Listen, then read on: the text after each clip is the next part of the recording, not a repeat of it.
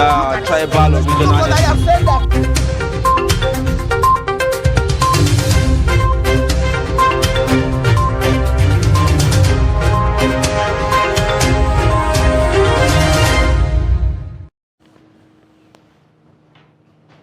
All right, thank you for staying with us. You're watching Daybreak on Trust TV. Time for us to take a look at the dailies on Daybreak. We'll begin with the Daily Trust newspaper this morning, where you have the lead story there that talks about renewed rice smuggling threatens local production.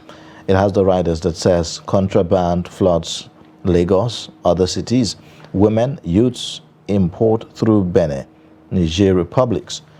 You also have it's dangerous, Millers warn. Presidency mum on land border policy. Anko Borua won't be scrapped. Agric fund. All that on page 4. All right. Yeah. Now let's take a look at the Punch newspaper. It has a lead story that says retired generals set agenda as Tinubu meets service chiefs. And rider, criminal activities going down. Tinubu picked best hands. This is according to Ribadu. And then we also have CBN intervenes as more POS operators implement rate hike. Minority leader PDP writes Akpabio over nominations. And we have UTME top scorer's dad declares daughter innocent. Innocent demands probe. These are the major stories on the Punch newspaper for today. Right now, on this day newspaper, the lead story there, it talks about Tinubu's 30 men, 30 days, 30 challenges. The rider, President assures investors of policy consistency, improved business climate. You have also above the masthead, Tribunal admits EU's election observation report on presidential poll. It has a rider that says, INEC says it did not report technical glitch to Amazon. Electoral body fails to open defense in Obi's petition against Tinubu. LP presidential candidate team mocks INEC. Now let's take a look at The Guardian. We have as lead story, economy awaits Tinubu's fiscal direction as uncertainty trails FX liberalization. We also have no consensus on principal officer selection as Senate resumes. Police warn against use of orderlies as servants. And just beneath the masthead, APC crisis, governors, NWC parley ahead of NEC meeting. These are the major stories on The Guardian. All right. Now let's take a look at the Tribune newspaper. The lead story there, presidential election, PEPC admits EU observer mission report. It has a rider that says, as APC tenders Tribune newspaper edition as evidence, INEC closes case, Tinubu to defend election victory today. You also have another one there below the pictorial. I didn't forge my UTME result. I printed the 362 score from JAM portal, Mesoma. Also, above the masthead, minority parties yet to pick leaders, PDP tells Akpabio. Well, these are the main stories on the Nigerian Tribune today. All right, then we take a look at the Vanguard newspaper. All right, now on the Vanguard newspaper, the lead story, insecurity will secure Nigeria, NSA assures. Also, you have 53 years after civil war, Southeast needs new direction, Igbo leaders of thought. You also have presidential tribunal, INEC not ready to defend its case, says LP's lawyer. Negotiate with bandits, ex-Governor Yerima urges Tinubu. NBA to sue FG over vehicles proof of ownership fee. So that's that for the Nigerian, for the Vanguard newspaper. All right, we'll take a perceptive now on the stories from the director of the Daily Trust Foundation, Dr. Theophilus Abba. Thank you for joining us this morning. Thank you. It's another Tuesday. Yes, it is. It's another Tuesday, and it's good to have you here. Thank you. All right, Dr. Abba, I think one story that is on virtually all the newspapers is that of Mesoma Ejikeme, who allegedly scored the highest points in the JAM that was just conducted. There's this fought and back between her and JAM. What's your take on it? Well, it's a whole lot of controversy around that score, and 362 means that the girls scored an average of maybe 80% per subject. You know, minimum average of 80 or 85% per subject in the 4 subjects. And that would be quite interesting. When I saw the score, I say, well, this is quite smart, because I know some graduates, university graduates, may not be able to score so high. If you go through JAMB questions, you know, you need precision. It's an aptitude test. An aptitude test means you combine speed and accuracy. That means that you must be very brilliant, you must be precise, you must be very sure of your answers. Because if you are not sure of your answers and you tick it, you can't get it. And in the days of old, there's what we call retrogressive marking. I don't know whether it still applies. If you fail a question, then if you fail a question, you lose. There are some marks that you lose. If you fail 4 questions, you lose 1 mark. One of the marks that you got right. That was what it used to be so many years ago. We call it retrogressive marking. Aptitude tests are quite tough. That's why some persons can pass their O level very well, but when they get to JAMB, they score low. Now, for a girl to score 362, it means that she got almost all the questions right. Maybe few questions she got wrong. Now, the issue is this: to have such a high score, you know, the strategy that students use is to ensure that they practice past questions. They go through past questions for over 10 years, 15 years. And if you have children who are doing this exam like some of us, you know, you buy these past questions from the market, you practice, and again and again and again, you get used to the topics, you get used to the kind of questions that come out. So when you see similar questions in the exams, you know, you always get to know how to answer them. Now, the issue is that this girl who scored 362, in quote now, because it's been disputed, you know, we need to find out. She is saying that she printed it from the JAMB portal. Of course, everybody prints this course from the JAMB portal. When you write JAMB exam, you actually send your phone numbers to JAMB where you are registering, and then JAMB will send you the result by text. You know, so when you get this result by text, you now go to the portal and print out. So you see, it takes a whole lot for us to say this girl forged that document. It takes a whole lot, because the first thing is that she must have got text messages to say you scored 362. If she got the text messages, and we are saying that the text messages the message was not correct, then how did she get those text All right, messages? Dr. Abba, maybe you just hold your thoughts there. We actually have a video of her responding to the allegation by JAMB that she forged it. So if we can just have that now. And one of these results, I went to JAMB portal to print these results, and this is what they gave me. This is the result here. So this is my aggregate 362. This is exactly how I printed it. I downloaded it from that site. So they now saying that I forged my results is what I don't know, and I'm traumatized that they accused me of forging my own results, because I am not capable of this forging results. This is the evidence. Okay, they say that I forged my results. They scanned this QR code there, and it showed another name, a Yoruba name, Omotola Afolabi 138. And that same person that got 138, they checked again, the person got 338. Meaning that there is problem. There is problem somewhere. So, and we went to Commissioner of Education office on Friday last week. My principal and the educational secretary of Anglican Girls Secondary School, or Anglican Diocese. So we went there. We showed all these results to Commissioner of Education, both this one and the SMS they sent to me, and she snapped it and sent to the JAMB official. They called back saying that this is a forged result, that I forged it myself, that the JAMB office don't have the record of this. So they now say that I forged it. and they called the DSS over to come to her office. The DSS, they took us to their office and we made our statement there.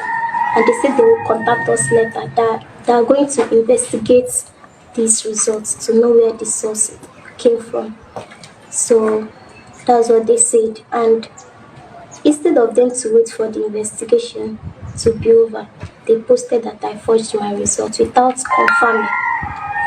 So I'm really sad that that's it.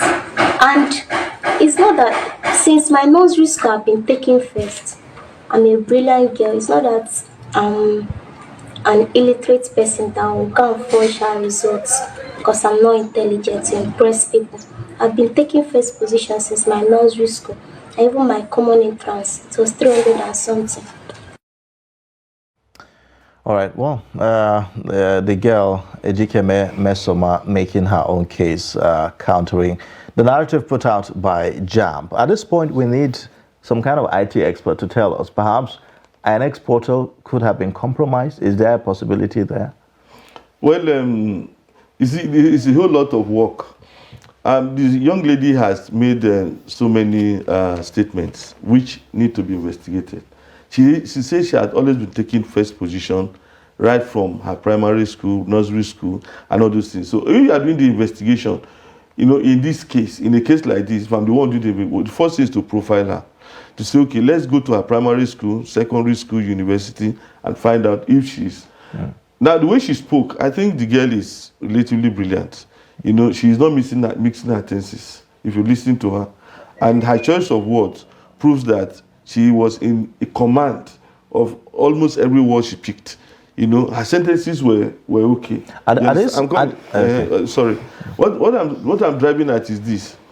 If JAMB says that this result is not genuine, then it is JAMB that must now go forward to prove. They have to do house cleaning.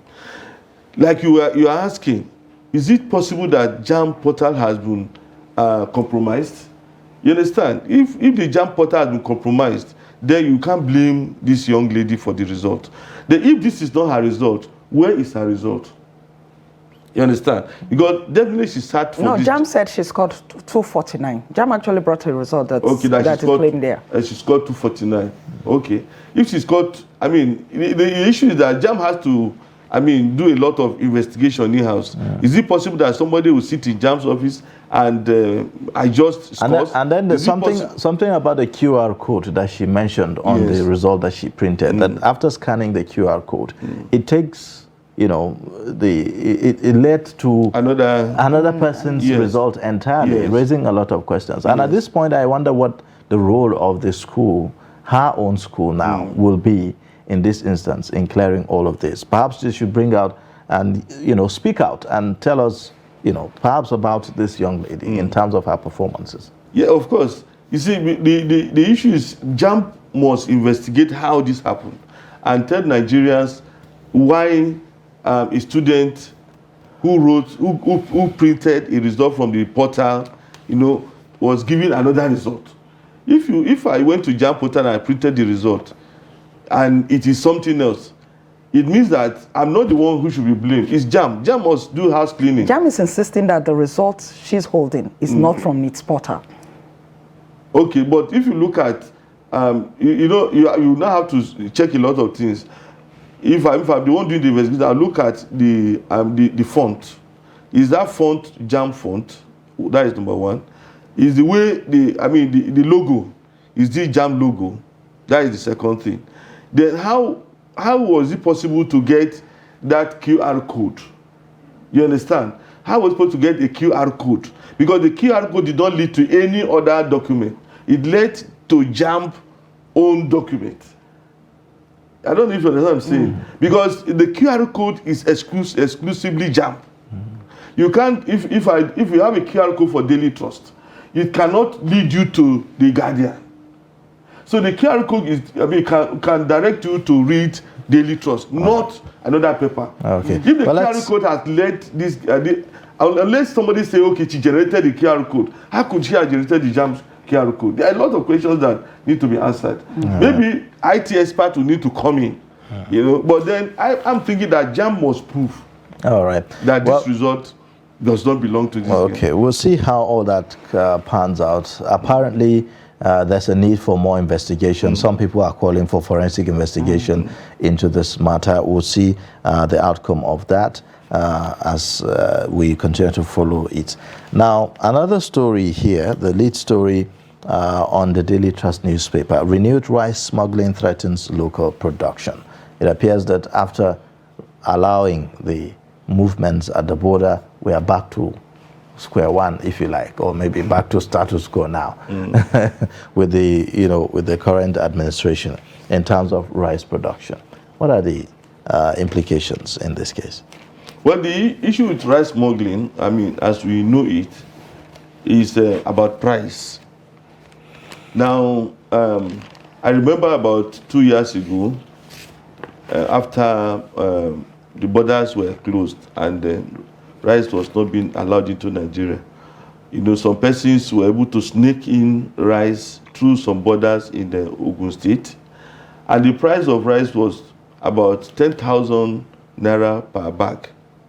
At the time when it was selling for over 20,000, the local rice was selling for over 20,000. So the fact is that as long as the local rice is going for 40,000, Nigerians who want to smuggle it, they'll do their best to bring in rice, you know, that will be cheaper, you know, than what the rate we buy local rice. So it's an issue. In fact, we are thinking about encouraging local production. But if you look at the inflation in Nigeria, the rate of inflation, if you are buying a bag of rice for between 37 and 40,000 naira, and then somebody brings in rice, I don't know how much the imported rice or the smuggled in rice costs. If they bring in rice and sell it for, let's say, 25,000, for instance, many Nigerians would prefer to go and buy the 25,000 because so at the end you of need the to day, survive. Yes, at the end of the day, it's about the ability of the local rice to compete favorably with the price. In terms of price now, competition. Yes. Yes. Price now. So, but I mean, should we have waited, or should we have, ensure that the price is brought down, local rice is brought down before we allow for this opening of the border? Now, the reason why, the prices of local rice is up is because of the input. Then you need to buy fertilizer. You remember the fertilizer policy has not worked even since 2015. They've been bringing Morocco fertilizer. They've been agreement with some companies to do this. The price of fertilizer is still up. It's other inputs, weeding, labor. At the moment, if you are engaged in weeding, you use labor. That's manual labor to do weeding, and it's a lot of money. If you ask a young man to go and work for you on your farm, in a day, you collect less than 1,000. 2,000. They ask you to pay 2,000. When we used to do it, we used to collect 10 kobo or 20 kobo when I was very young. But now 2,000. Now, if you do it for how many days and calculate how much goes into labor, if you meet a farmer, he will tell you that, look, farming is a lose business because you do it and you lose. What enters into farming, you cannot get that money when you sell. And so there has to be a way of, ensuring that the cost of input is brought low, either through local production of input or subsidized input. As long as farmers will need to go and buy input at international price. Now, if you are buying a chemical, for instance, which is not produced in Nigeria, you need to import that chemical. Somebody will import that chemical at now 740 naira to $1. Then he sells it to a farmer at that rate. This farmer uses on his farm to produce rice. But in other parts of the world where rice is produced massively, maybe they have local production of fertilizer, maybe they have local production of input, maybe they have technology, equipment that can do a whole lot of work, making it possible for them to produce at a rock bottom price. But Dr. Abba, aside from the price, we have not been able to produce enough rice for Nigeria's consumption. Annual average consumption is between 6.7 million metric tons to 7. And what we're producing is 5.3 million metric tons. So there's the gap of 1.7 million metric tons to be filled. Yes, and So how do we go about that? well, I mean, there are a few things. Controlling flooding. You see, if you look at 2012, then 2022, the rice belt of Nigeria was affected. Talk of Benue, talk of part of Kogi, talk of, I think, even Kebbi, they were all affected. So the rice that farmers cultivated were washed away. You understand? So it reduces the quantity that you can take to the market. So you now have to make up, through importation. And if it is illegal to bring in rice, then you now say, okay, these guys are smuggling. But as long as we don't have enough rice, there's opportunity for us to import.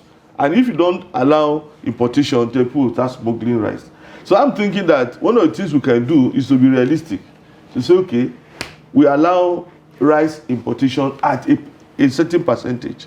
If we know that the shortfall is maybe 100 million metric tons, for instance, you now say, okay, we allow this to be imported. They'll give people license to import this thing through any of the borders. But as long as you restrict importation, well, who will buy the local one then if you do that? Because we are eating local rice. But the price is not competitive, so people will always rush for the this imported one, the smuggled one. So what then happens to local producers? I mean, local farmers. Well, there are options. If we have what we call marketing board, which used to be, I think, the marketing boards used to operate in a manner that the government will mop up the produce from farmers, give it to them at the price that will enable them to produce more, and then sell it to the people at the price that they can afford. So subsidy now. We're talking subsidy. It's subsidy. I mean, there's only subsidy. In many parts of the world where food is not at this point, Nigerian government don't want to hear anything subsidy. No, but you must subsidize because food is part of security. If there's food insecurity, there will be crisis. When people, don't have food to eat, they will start stealing. All right. So it's the government must come in and help the local producers. You see, I'm even thinking that is it possible to start ensuring that the input are produced in Nigeria? If you look at fertilizer, we have opportunities to produce fertilizer in Nigeria. There are some chemicals that we have opportunity to produce in Nigeria. Right. Well, maybe those production, it will bring down the cost of input for farmers. Maybe the Dangote refinery will augment in that regard in terms of the fertilizer. We're told that the Port Harcourt refinery will come on stream in the second quarter of 2023. All right. If it comes on stream, some of the byproducts of that petrochemical industry will be used to produce fertilizer. All right. Well, thank you so much, Dr. Theophilus Abba, Director, Daily Trust Foundation, for joining us on Daybreak this morning. Thank you very much. All right.